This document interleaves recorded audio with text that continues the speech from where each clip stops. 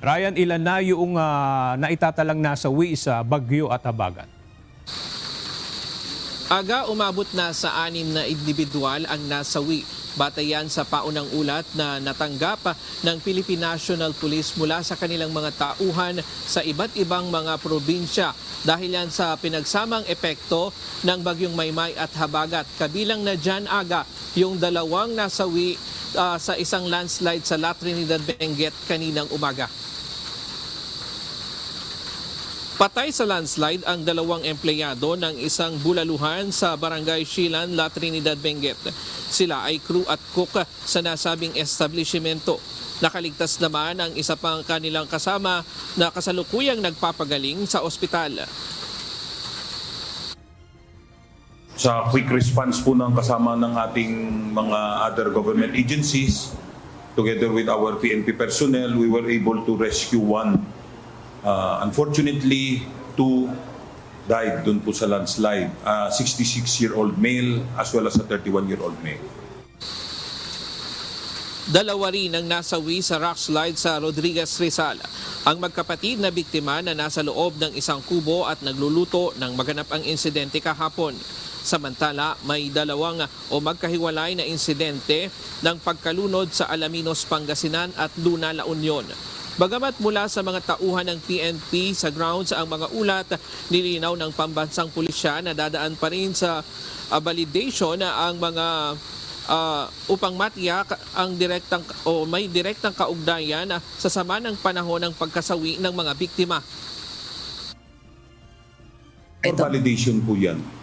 But yung our personnel on the ground is already confirmed ito pong mga nangyari. So we will have to, kagaya nitong drowning, we will have to, just like the question of Mr. Sir, we will have to validate if this was really caused by the typhoon.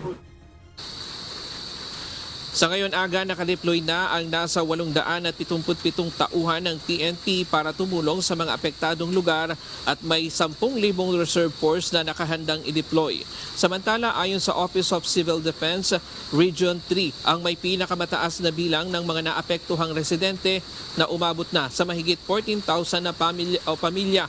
Apektado rin ang Regions 1, 2, 5, 9 at Cordillera.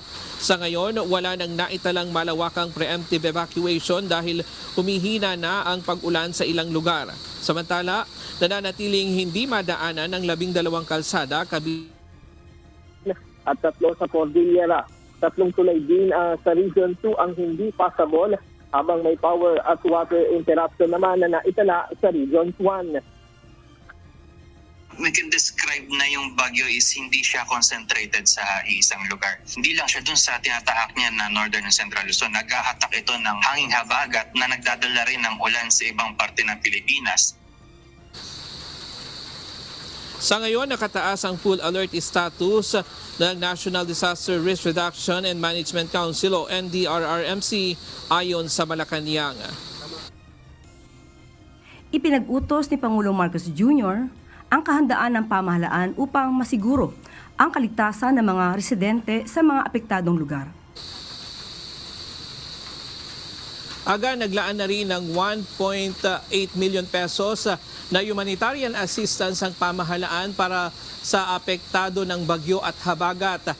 Nakapamahagi na rin ang DSWD ng mga family food pack at gayon din ng mga sleeping kit sa ilang mga probinsya, kabilang na dyan sa mga residente sa Benguet, La Union, Cagayan, Isabela, Nueva Vizcaya, Albay at maging dyan sa Zamboanga City. Diyan muna ang latest mula dito sa Camp Crame sa Quezon City. Balik sa iyo, Aga. Maraming salamat, Ryan Lacanlale.